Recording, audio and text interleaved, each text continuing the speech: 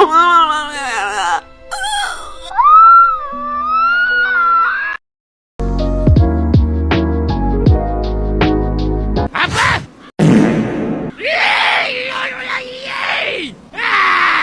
Aduh, pening kepalaku.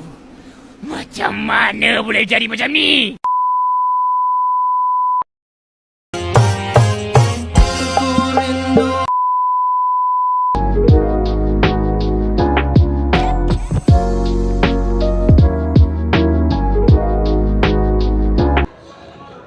Assalamualaikum warahmatullahi wabarakatuh. Perkenalkan, nama saya Natalia dari 11 Akuntansi 2. Di sini saya akan membacakan carpot. Judulnya Serat Ti Lembur. Anon poe geus reup-reupan waktu aya tukang pos nganterkeun sapucuk surat ka imah alit di pojok gang sempit eta. Surat jeung perangko gambar sawah aya cap posna ti hiji lembur di Garut. Ratna, budak awewe umur 17 tahun nyamperkeun tukang pos bari sumanget langsung narima eta surat. Geus saampir satahun Ratna ngumbara ka Bandung gawe di warung leutik deket terminal. Ieu surat kadua ti indungna sapra anjeunna angkat ti lembur. Kalawan hateu rada kaget ajeunna muka eta amplop coklat di jeura aya kertas biru ngora pinuh kutulisan leungan idungna nu rapih. Ratna, anak ibu nu sok dirindukan unggal penting. Keneh maja kahiji Ratna geus ngararasa leuleus dina hateuna ajeunna ngajelenggur di lawang panto. Ngulinkeun eta surat dari ngaraosan angin penting nu segar. Ibu damang, nak, tapi sawa urang keur hararese bebeunang ngan loba nu pae bapa oge tos rada nyorang geuring. Maroing teuing kusabab kalintar teuing di sawah. Mun hujan betah teu turun moal nyaho kumaha engke. Ratna karingrang emut ka bapa nu sok indit ka sawah nalika langit keneh poek mulang waktu sore. Mawa pacul nu ganggangna geus tata lecer. Ajeungna sadar lumbar ka kota mah hiji-hijina cara pikeun ngabantu keluargana.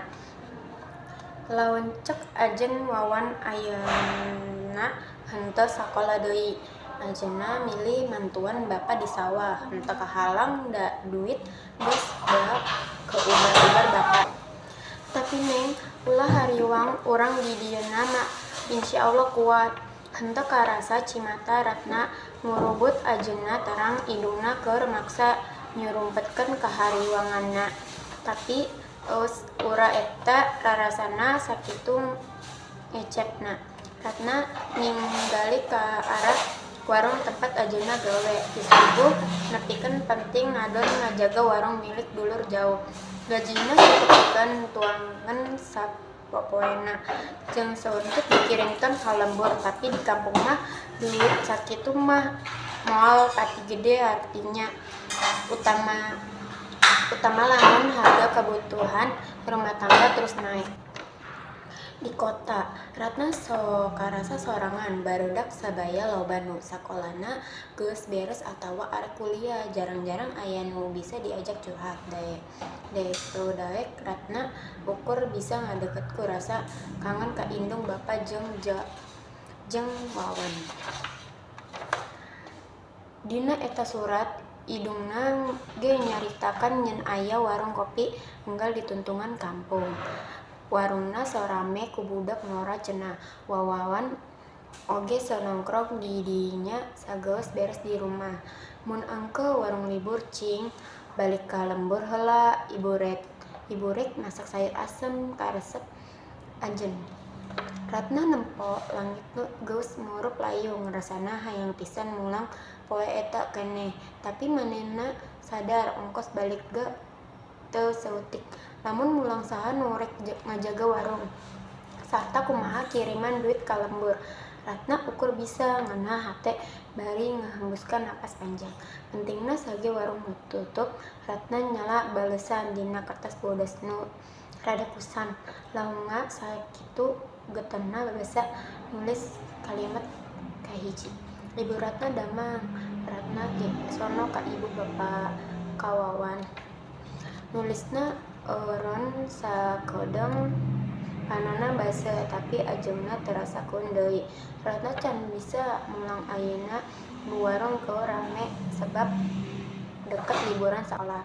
Tapi Ratna janji sagan lebaran engke Ratna bakal mulang. Ratna rek mawa oleh-oleh keur ibu bapa jeung wawan. Ratna sadar eta janji teh meureun hese ditepikeun tapi anjeunna hayang idungna tenang. Sanggeus nyaritakeun sakabeh kahirupanana di kota Suratna ditutup ku doa mugia sawah urang katarima hujan buuh, mugia bapa anggal damang. Ratna nya pisan ka ibu bapa jeung wawan. Ratna meleng eta surat bari rapi disimpen dina amplop nu meser tadi di kios. Harapan gang isukan ajeunna rek ngirim ka kantor pos sasame mimiti digawe. Di luar angin penting mawa surat ajan ti lawet. Ratna nempo bulan nu cahayana samae pinuh ku pangharapan sawah nu heujeut deui bapa coor deui poe-poe di lembur nu sakitu dirindukeun. Sekian.